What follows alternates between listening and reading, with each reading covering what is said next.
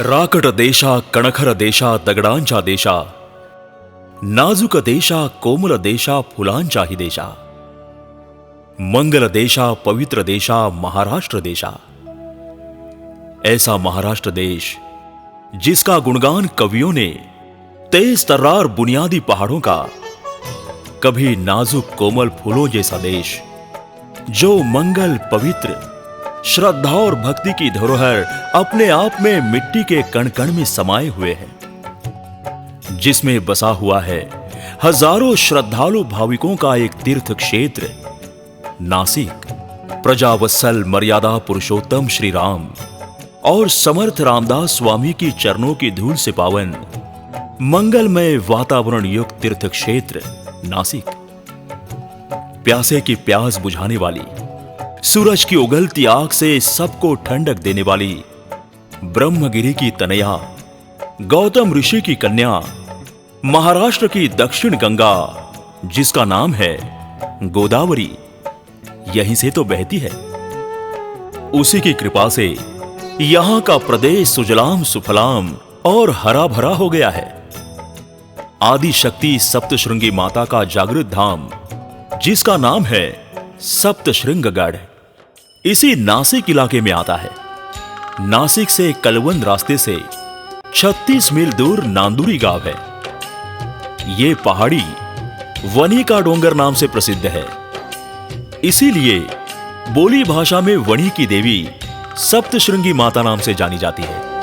वनी देवी माँ की महिमा महान, भोली भाली माँ की महिमा महान। वनी देवी माँ की महिमा महान, भोली भाली माँ की महिमा महान। माला इसकी फेरता है सारा जहान, माला इसकी फेरता है सारा जहान। वनी देवी माँ की महिमा महान, भोली भाली माँ की महिमा महान। वनी देवी माँ की महिमा महान, महिमा महान, माँ की महिमा महान। इस गढ़ का नाम सप्तशृंगगढ़ कैसे पड़ा, इसके पीछे कई कहानियां हैं। उनमें से एक इस तरह से है। नासिक से उत्तर दिशा में चांदवड़ पहाड़ी श्रृंखला में एक पर्वत है जिसके सप्तशृंग अर्थात 7 शिखर है, इसलिए उसे सप्तशृंगगढ़ कहा जाता है। दूसरी कहानी ऐसी है कि राम रावण युद्ध में लक्ष्मण मूर्छित हो गए तो महाबली हनुमान द्रोणागिरी पर्वत उठा ले आए। उस पर्वत के कई टुकड़े रास्ते में गिर गए, उसी में से एक सप्तशृंगगढ़ पर्वत का निर्माण हुआ। माता सप्तशृंगी पीठाभिमुख एक पर्वत है जो मार्कंडेय डोंगर के नाम से जाना जाता है। मार्कंडेय डोंगर के बारे में एक आख्यायिका ऐसी है। मार्कंडेय ऋषि जिनकी कठोर तपस्या से माता प्रसन्न हुई, देवी मां की आज्ञा शिरोधार्य मानकर मार्कंडेय ऋषि ने माता की मूर्ति प्रतिष्ठापना की है। तब से यह पर्वत मार्कंडेय का डोंगर कहा जाने लगा। महाराष्ट्र देश में देवी के 3.5 पीठ प्रसिद्ध है। कोल्हापुरम महास्थानम यत्र लक्ष्मी सदा स्थिता, मातपुरम द्वितीयम च रेणुकाधिष्ठितम परम, तुलजापुरम तृतीयं च सप्तशृंगम तथैव च। देवी भागवत पुराण में माता का वर्णन इस प्रकार से किया गया है।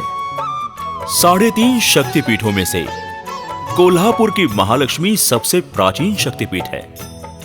शक्तिपीठ दूसरा जो कि तुलजापुर की मां भवानी समूचे महाराष्ट्र की कुलदेवता है। तीसरा शक्तिपीठ मातापुर की अर्थात माहौर की रेणुका मां। देवी भागवत पुराण के अनुसार तीनों शक्तिपीठ सर्वश्रेष्ठ माने जाते हैं।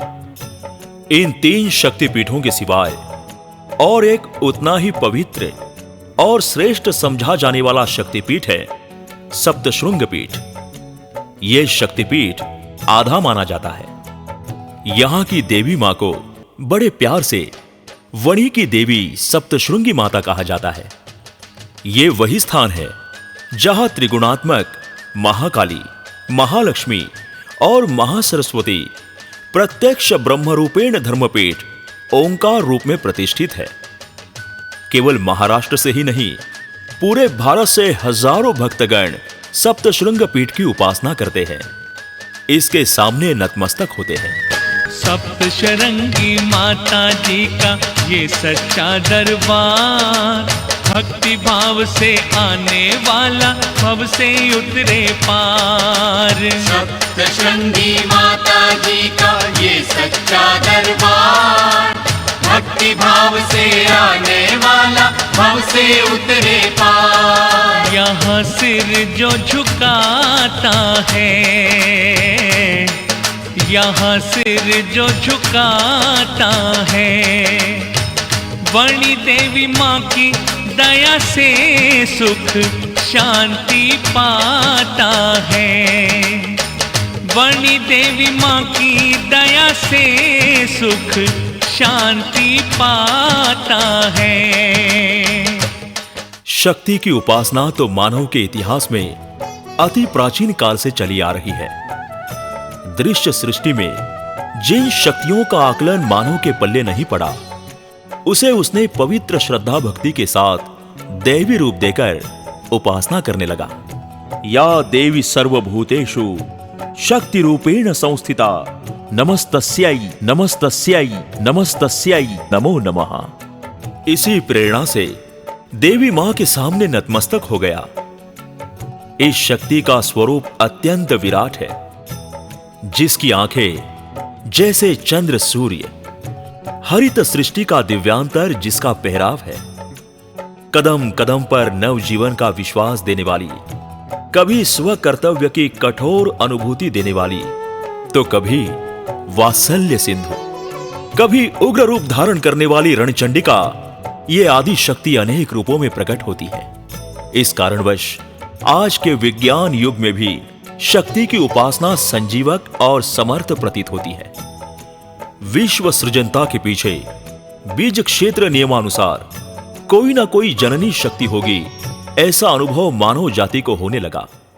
और ऐसे ही सप्त शक्ति में से एक है वनी की देवी आदि शक्ति श्री सप्तशृंगी माता। जयकारा शेरवाली का।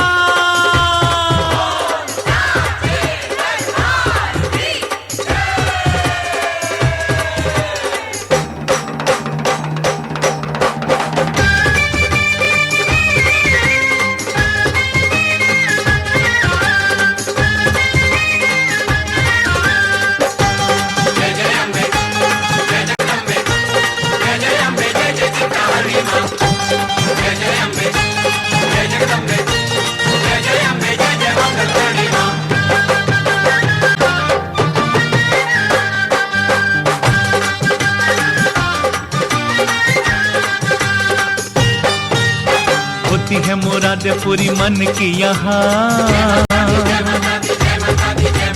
बड़ी दयावान है ये शेरों वाली माँ। होती है मुराद पूरी मन की यहाँ, बड़ी दयावान है ये शेरों वाली माँ। आए जो सवाली कभी जाए नहीं खाली, खुशियों से करे मालो मालूम। जप लो जप लो जप लो मैया जी का नाम जप लो, होय जप लो जप लो जप लो मैया जी का नाम जप लो। श्री ब्रह्मा जी के कमंदालू से निकली सर्व पाप नाशिनी महापावन गिरिजा किनारे सह्यागिरी श्रृंखला में से एक पर्वत अर्थात सप्तशृंग पर्वत। सप्तशृंगगढ़ नामक इस पर्वत पर इंद्राणी, कार्तिकेय, वाराही, वैष्णवी, शिवा, चामुंडा एवं नारसिंहा जैसे सप्त देवताओं का वास्तव्य है। शुंभ निशुंभ भीमादि असुरों का नाश करने के बाद त्रिगुणात्मक महाकाली, महालक्ष्मी, महासरस्वती का त्रिगुणात्मक ओमकार रूप धारण कर अर्धपीठ समझा जाने वाली सप्तशृंग निवासिनी देवी यही स्थिर होकर स्थानापन्न हो गई है। समूचे भारत में आदि माया का मूल स्थान रूप में यह पीठ अर्थात स्थान लोकप्रिय है। यह स्थान कितना प्राचीन है, इस सवाल का जवाब ढूंढना मुश्किल है। लेकिन ऋषिवर मार्कंडेय ने देवी की स्थापना कर उसे पुराण कथन किया है, जिस कारण उसके प्राचीनत्व की कल्पना कर सकते हैं। सप्तशृंगी का स्थान स्वयंभू माना जाता है। इस बारे में भी कई दंत कथाएं प्रचलित हैं। बहुत पहले एक धनगर अपनी गाय बकरियां लेकर इस पर्वत पे आया था। एक जगह पे पहाड़ में विशाल सा मधुमक्खियों का घोंसला लगा हुआ था। उसे निकालने हेतु धनगर ने अपने हाथ की लकड़ी घोंसले में डाल दी और जब बाहर निकाली तो लकड़ी के अगले हिस्से में सिंदूर लगा पाया। मधुमक्खियों का घोंसला निकालने के बाद उसे देवी मां का दर्शन हुआ, अर्थात देवी मां की मूर्त वहां पे पहले से ही स्थापित थी, इसलिए उसे स्वयंभू कहा जाता है। बिना पूजा अर्चन से उस पर मधुमक्खियों ने घोंसला बना दिया था। सप्तशृंगी देवी के प्रकटन की देवी पुराण में एक आख्यायिका ऐसी है। सप्तशृंगगढ़ यानी कि आज के दिंडोरी कलवन इलाके में महिषासुर नामक एक राक्षस अपने 2 भाइयों के साथ हाजिर हो गया और अपने अघोरी बल से सबके ऊपर अत्याचार करना शुरू कर दिया। देवी मां ने महिषासुर के दोनों भाइयों को तो खत्म कर डाला, मगर महिषासुर एक महाभयंकर भैंसा था। देवी और महिषासुर में महाभयंकर जंग छिड़ गया। देवी मां ने उस भैंसे का सिर धड़ से अलग कर दिया तो उसी क्षण भैंसे के अंदर छिपा राक्षस बाहर निकला। वो इतनी जोर से बाहर निकला कि उसकी टक्कर से पर्वत में बड़ी गुफा बन गई। महिषासुर अपनी सेना लेके फिर से देवी मां से लड़ने चला आया। देवी ने असुर सेना पे कई शस्त्रों का प्रयोग किया। ढोल नगाड़े रणदुंदुभी का प्रचंड नाद किया। महाभयंकर निनाद से कई राक्षस बेहोश होने लगे। देवी ने मूसलास्त्र से कई असुरों का सिर फोड़ दिया, जिसकी वजह से राक्षस खून की उल्टी करने लगे। किसी की गर्दन कट गई, किसी के हाथ पांव कट गए। कई राक्षस मरने लगे तो कई भागने लगे। फिर देवी और महिषासुर का प्रचंड युद्ध शुरू हो गया। देवी थी सिंह पर सवार और महिषासुर भैंसे पर। अनेक शस्त्रों की बारिश होने लगी। आखिर में देवी ने भैंसे के सिर पर पांव रखा और महिषासुर की गर्दन धड़ से अलग कर दी। राक्षस धराशायी हो गया। आसमान से देवी मां पर फूलों की वर्षा होने लगी। देव देवता ऋषिगण चारों तरफ से देवी भवानी का जय जयकार करने लगे। अम्बे उदयास्तु, अम्बे उदयास्तु, अम्बे उदयास्तु। सारे देवगण देवी की प्रार्थना करने लगे।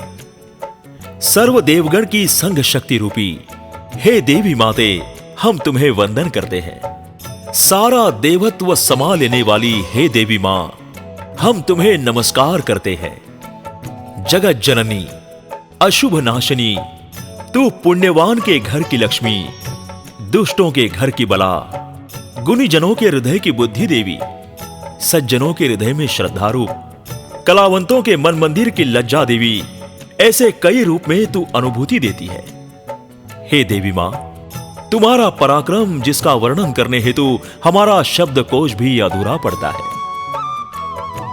जगत अधिकारिणी तू ही है, ब्रह्म विद्या भी तू ही है, श्रद्धा भक्ति रूप भगवती तू ही है, भक्तों की चिंतामणि भवसागर नौका तू ही है, भोले शंकर की गौरी तू ही है, असुर नाशिनी भी तू और उन्हें मुक्ति देने वाली कृपालु स्नेहालु दयालु भी तू ही है।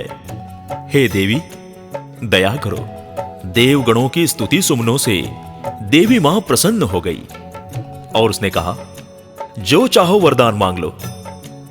देवगणों ने कहा, अगर हम तुम्हारा स्मरण करें या ना करें, हमारे सारे संकट दूर करो। देवी ने कहा, तथास्तु। देवी अंतर्धान हो गई। तब से आज तक देवी इसी गढ़ में वास करती है, अपने सारे भक्तों के दुख दूर करती है और सबकी इच्छा पूरी करती है। सप्तशृंगगढ़ एक ऐसा अति प्राचीन शक्तिपीठ है जो पूरे भारत में 51 शक्तिपीठों में से एक है। मेरे भी काज सवार हे सप्तशृंगी मां, सवार हे सप्तशृंगी माँ। सप्तशृंगी मैया काज सवार, सप्तशृंगी मैया काज सवार सच्चा तेरा दरबार हे सप्तशृंगी माँ। मेरे भी काज सवार हे सप्तशृंगी माँ।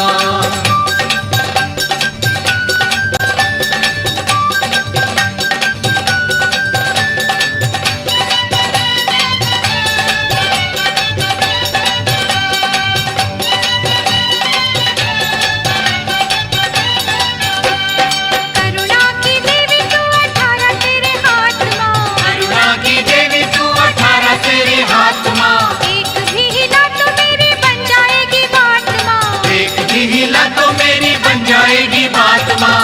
भरे हैं तेरे भंडार हे सप्तशृंगी माँ। मेरे भी काज सवार हे सप्तशृंगी माँ। आज तक इस गढ़ पर कितने तो महापुरुषों ने, कई महानुभावों ने, साधु संतों ने वास्तव्य किया है। स्वामी समर्थ रामदास जी यही गोदावरी किनारे 12 साल तक तपश्चर्या करते रहे।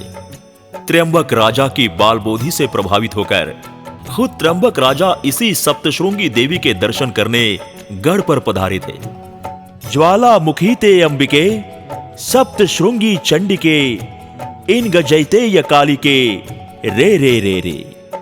इस तरह से उन्होंने सप्तशृंगी देवी की आरती भी उतारी है। छत्रपति शिवाजी महाराज, 7 मराठा सरदार और श्रीमंत बाजीराव पेशवा भी सप्तशृंगी देवी के दर्शन करने इस गढ़ पर आए थे, जिसका दाखिला इतिहास में पाया जाता है। आम रयतवारी से राजे रजवाड़ों तक, साधु संतों से देवगणों तक, सभी इस आदि शक्ति के उपासक होने के अगणित दाखिले हैं और सप्तशृंगी निवासिनी सभी भक्तों के लिए दौड़ी चली आती है। कभी होकर शेर सवार, कभी होकर शेर सवार हमारे घर आ माता। कभी होकर शेर सवार हमारे घर आ माता। हम दिल से रहे पुकार, हम दिल से रहे पुकार हमारे घर आ माता। कभी होकर शेर सवार हमारे घर आ माता। कभी होकर शेर सवार हमारे घर आ माता। आ माता, आ माता, कभी घर में गरीबों के आ माता।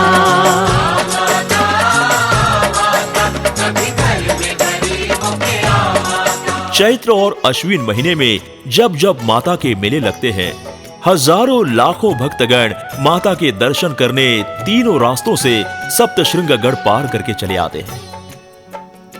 गढ़ पार करने के 3 प्रमुख रास्ते हैं।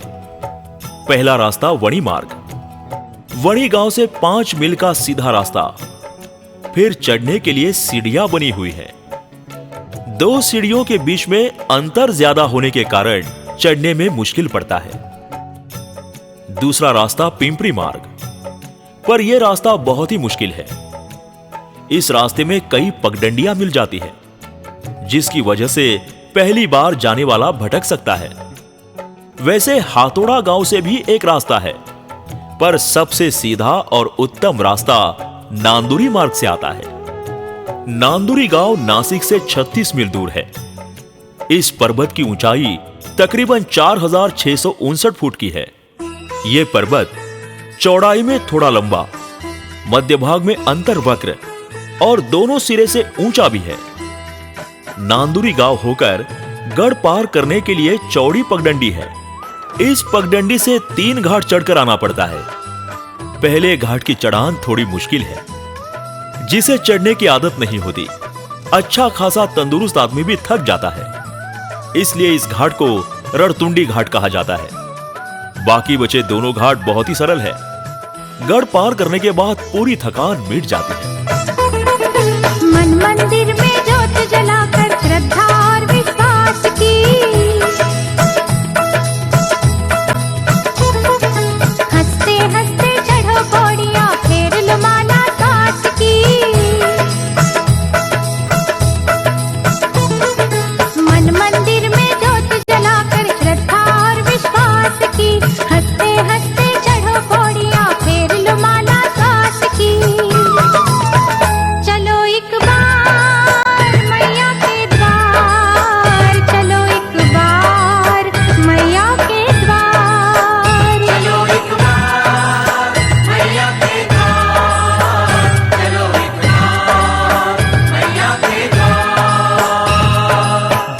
भरोसा होगा उनका कर देती कल्याण माँ, घड़ियों में ही कर देती है हर मुश्किल आसान माँ।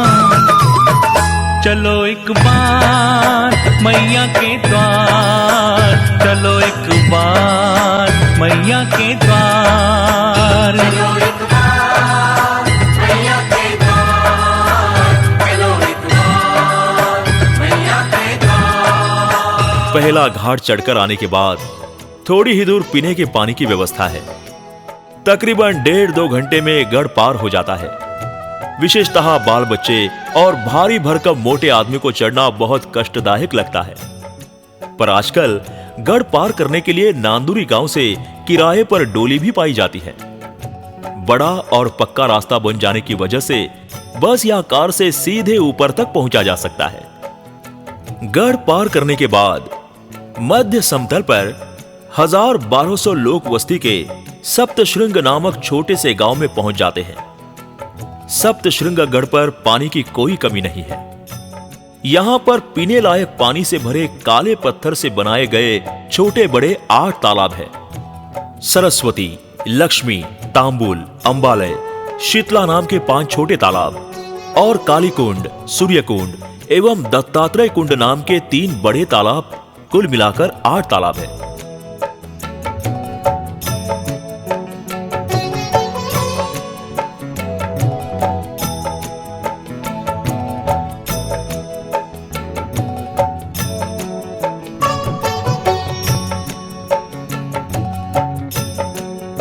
गांव से तकरीबन 100 मीटर दूर हेमाड़पंथी शैली का सिद्धेश्वर महादेव का मंदिर है।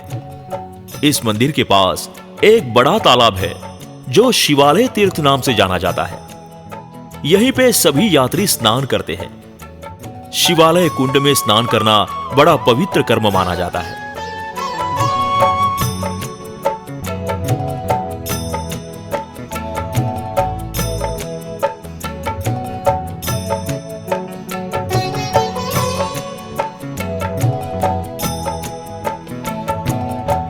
यहीं पर धर्मशाला भोजनालय भी है। यात्री जहां विश्राम कर सकते हैं। इसके सिवा ठहरने के लिए सुयोग्य ब्राह्मणों के घरों में भी रुक सकते हैं, जहां अपना सामान जमा कर स्नान करके माता दर्शन करने हेतु आगे प्रस्थान कर सकते हैं। भवानी मंदिर तक जाने के लिए 472 कदमों की सीढ़ी का दूसरा पड़ाव चढ़कर जाना पड़ता है।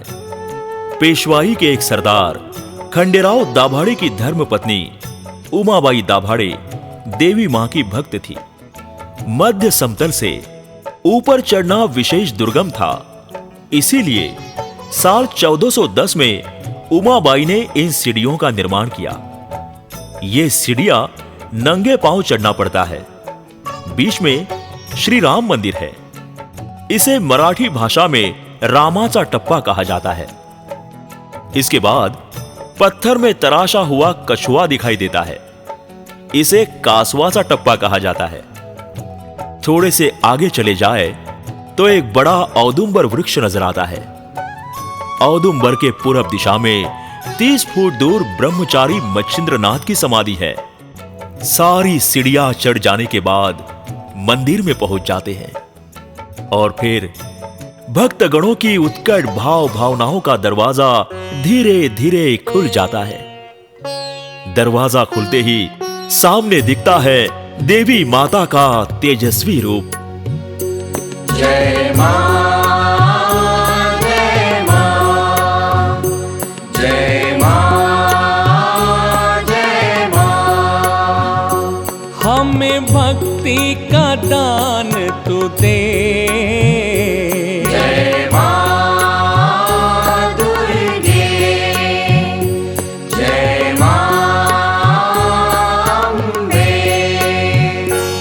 पर्वत शिखरों के बीचों बीच पहाड़ी में 18-19 फीट ऊंची गोलाकार गुफा है।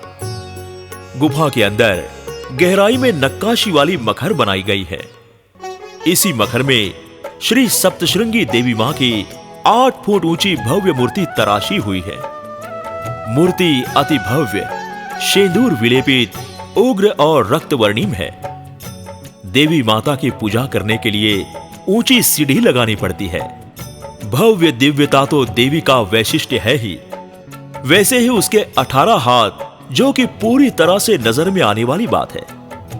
देवी के हर हाथ में अलग अलग शस्त्र दिखाई पड़ते हैं। दाहिने हाथ में मणिमाला, कमल, बाण, तलवार, वज्र, गदा, चक्र, त्रिशूल, कुल्हाड़ी जैसे हथियार हैं। तो बाएं हाथ में शंख, घंटा, पाश, शक्ति, दंड, ढाल, धनुष, दान पात्र, कमंडलू जैसे कुल मिलाकर 18 हथियार दिखाई देते हैं। इसलिए देवी को अष्टादश भुजा महालक्ष्मी भी कहते हैं। देवी ने एक बाया हाथ अपने कान पर रखा है। ऐसा लगता है कि जैसे देवी मां अपने भक्तों की तकरार सुन रही है और उसका दुख दर्द से निवारण कैसे हो, यही सोच रही हो। देवी मां की मूर्ति पूर्वाभिमुख है। देवी प्रातः काल में बाल रूप में, दोपहर में यौवन रूप में, तो सूर्यास्त काल में वृद्धा रूप धारण करती है। महिषासुर का खात्मा करने के बाद उसे महिषासुर मर्दिनी नाम से जाना जाने लगा। विशाल भाल प्रदेश, उस पर बड़ा सा गोलाकार सिंदूरी कुमकुम तिलक, तेजस्वी बड़ी बड़ी आंखें रेखीव भव्य, जिस कारण देवी का रूप अति विशाल, भव्य और मनोहारी नजर आता है। हर दिन देवी का वेदोक्त मंत्र पठन कर अभिषेक किया जाता है।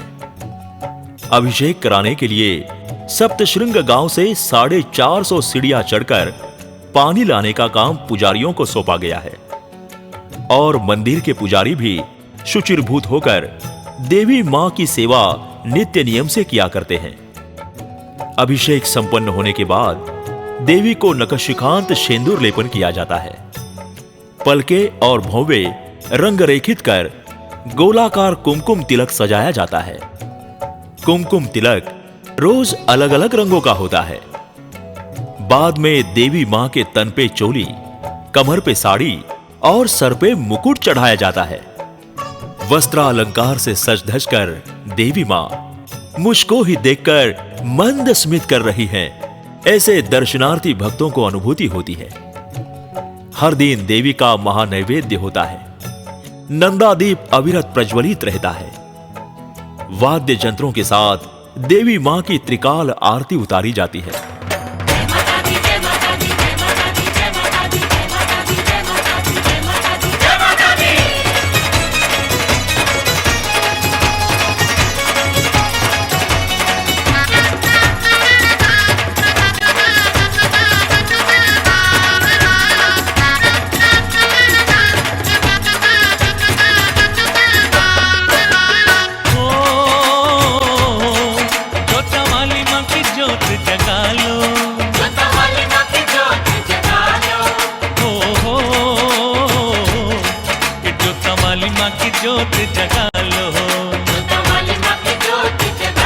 अंधेरे सब मिट जाएंगे, अंधेरे सब मिट जाएंगे माँ के भक्तों। माँ की दया की पवन चल तेरी, माँ की दया की पवन चल तेरी, माँ की दया की पवन चल तेरी, माँ की दया की पवन चल तेरी। दुखों के मेघ छट जाएंगे, दुखों के मेघ छट जाएंगे माँ के भक्तों। देवी की मूर्ति विशाल और भव्य होने के साथ साथ मंदिर का नूतनीकरण भी किया गया है। अब तो मंदिर के सभा मंडप में 2-2.5 हजार दर्शनार्थी एक साथ खड़े हो सकते हैं। ये रहा मंदिर के बाहर का भव्य त्रिशूल और ये होम कुंड। कहा जाता है कि आज का मंदिर श्रीमंत विंचुरकर ने बांधकर दिया है। देवी के फेरे लगाना इतना सरल नहीं है। सप्तशृंगगढ़ के मध्य तल में जो पगडंडी है, वहां से फेरा शुरू हुआ तो तकरीबन 3 मील का एक फेरा पड़ता है। देवी मां के बिल्कुल सामने पूर्व दिशा में मार्कंडेय का डोंगर है।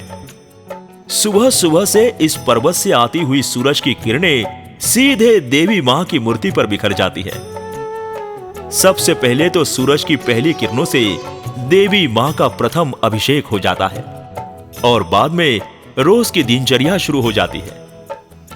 इन 2 पर्वतों के बीच में एक गहरी खाई है। इस खाई से मार्कंडेय पर्वत पर जाने के लिए एक पगडंडी है जो केवल 1 मील लंबी है, मगर बहुत मुश्किल है। मार्कंडेय डोंगर पर राम तीर्थ नाम से जाना जाने वाला पवित्र स्थान है। इसके पास में ही देवताओं ने एक यज्ञ कर्म का आयोजन किया था, जिसके प्रमाण आज भी यहां दिखाई देते हैं। पर्वत के सबसे ऊंचे स्थान पर मार्कंडेय ऋषि की पत्थर की मूर्ति है। समतल पर एक छोटा पानी का कुंड और एक विवर भी है। मार्कंडेय ऋषि ने यहीं पर कठोर तपश्चर्या कर देवी मां को प्रसन्न किया। उसी के कहने पर देवी की स्थापना कर दी और उसे पुराण कथन करने लगे। आज भी मार्कंडेय मुनि पुराण कथन करते हैं और देवी मां कान लगाकर सुन रही है। तभी तो देवी का एक बाया हाथ कान के पीछे और सर झुका हुआ है। मार्कंडेय मुनि की याद में इस पर्वत का नाम मार्कंडेय का डोंगर रखा गया है। इसे मार्केडा डोंगर भी कहा जाता है। सप्तशृंगी पहाड़ी पर शिवालय तीर्थ नामक एक पुण्यकारक पवित्र तीर्थ बना हुआ है, जिसकी लंबाई चौड़ाई करीब करीब 40 मीटर है।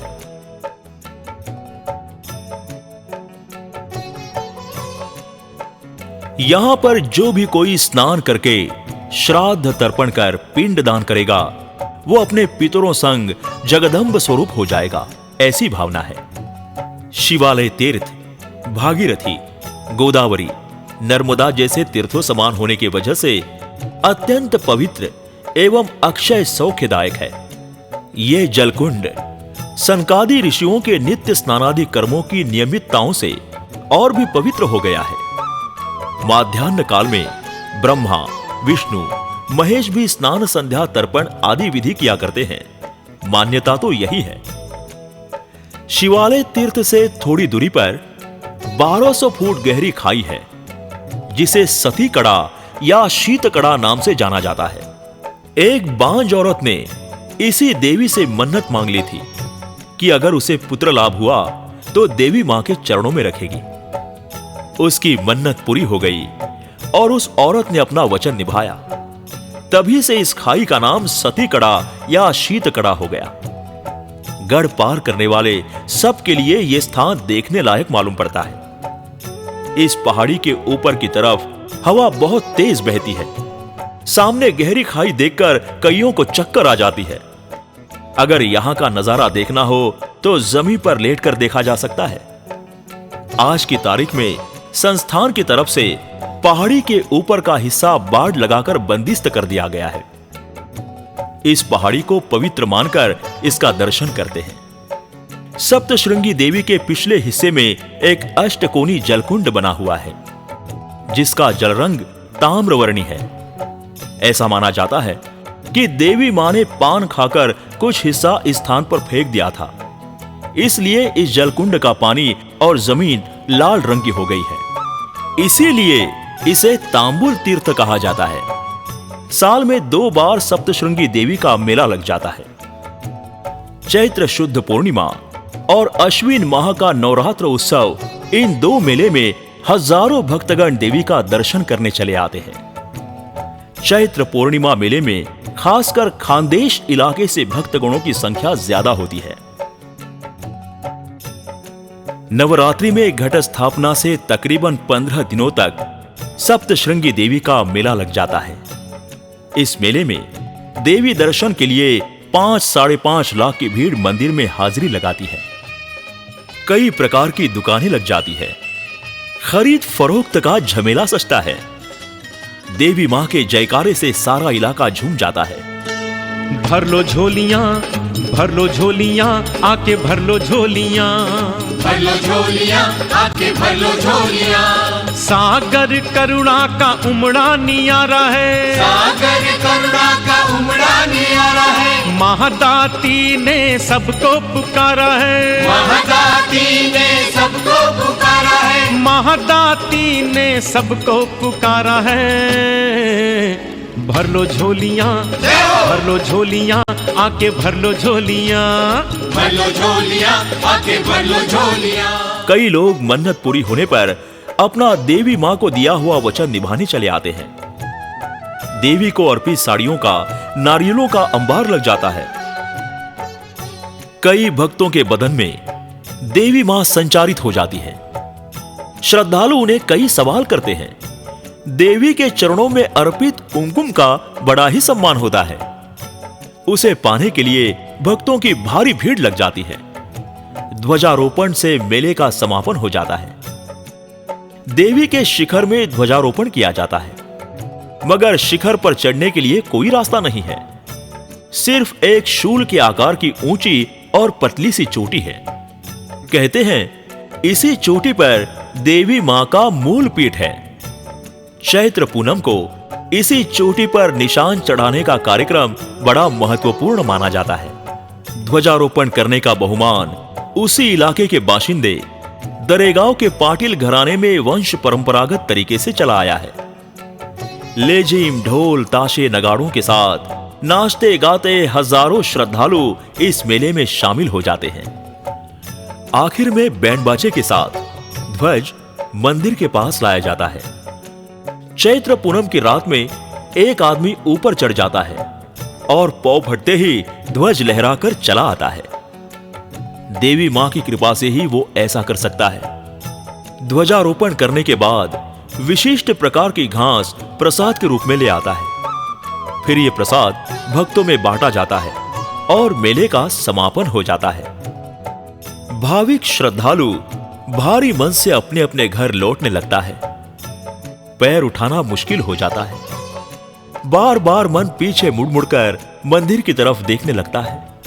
सब जगह ईश्वर रूप है, भलो बुरो नहीं कोय, जैसी जाकी भावना वैसो ही फल होए।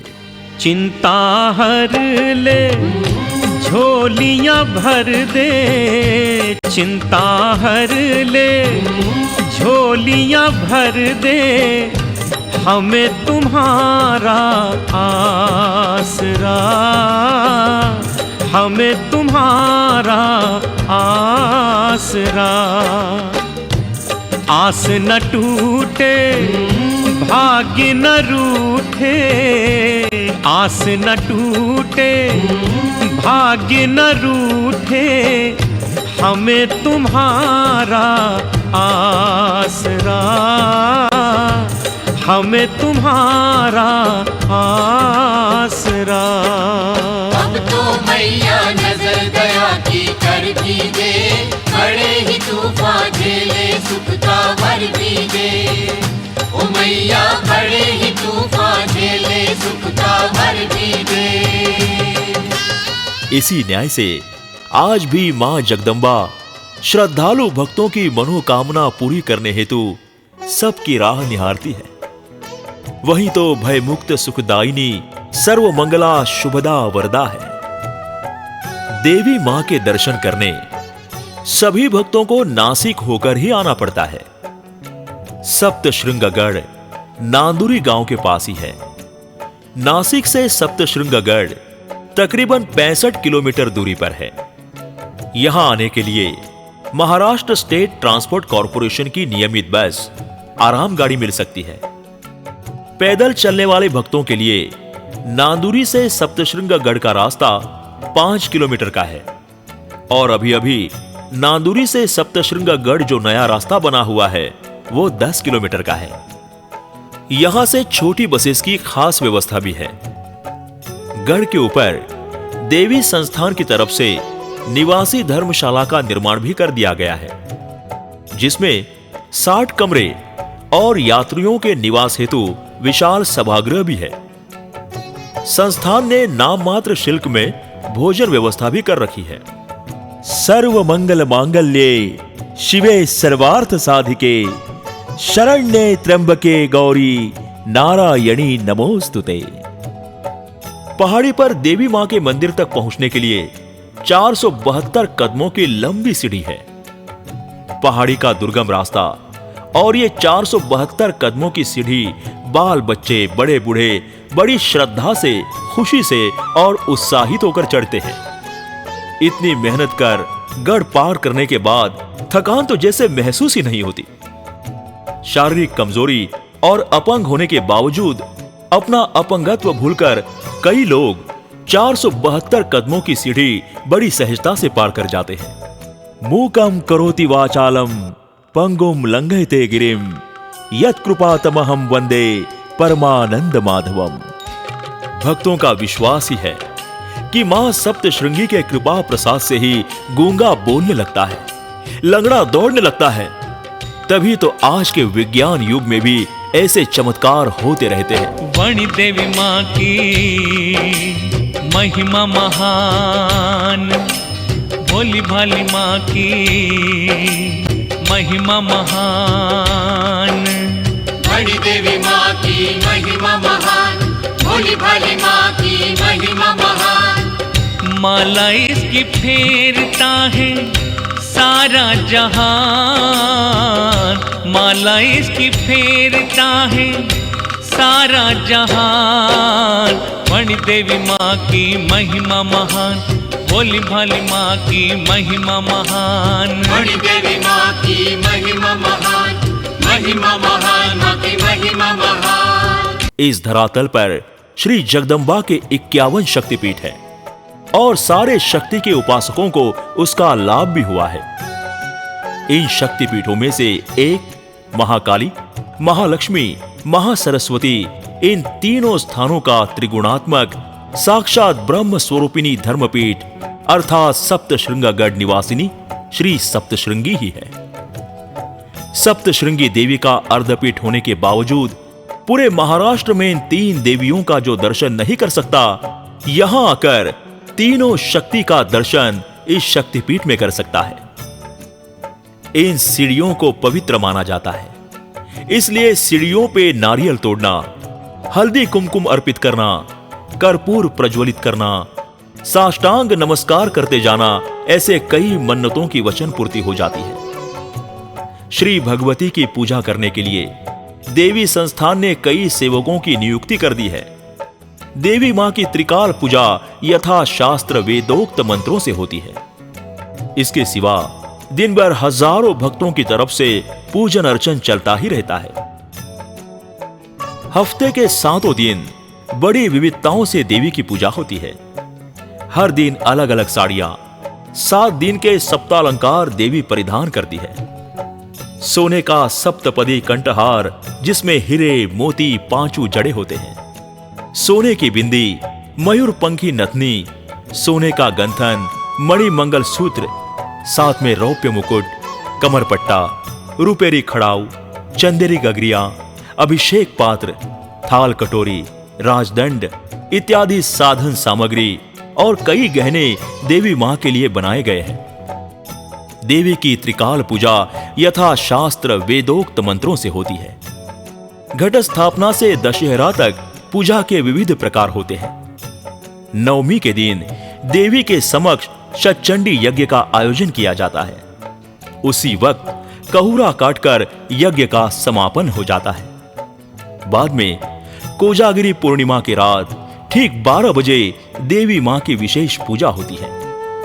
इस महाराष्ट्र देश की श्रद्धालुओं की श्रद्धा को और भक्तों के भक्ति को भाटा शब्द पता ही नहीं है। भक्तों के भक्तिमय बगीचे में बहार ही बहार होती है। ऐसे भक्तों के लिए सप्तशृंगी देवी मां सप्तशृंगगढ़ के ऊपर उन्हें दर्शन देने के लिए आशीर्वाद एवं वरदान देने कई सदियों से बैठी है। सिर्फ मन ही मन में प्रार्थना करो, स्मरण करो।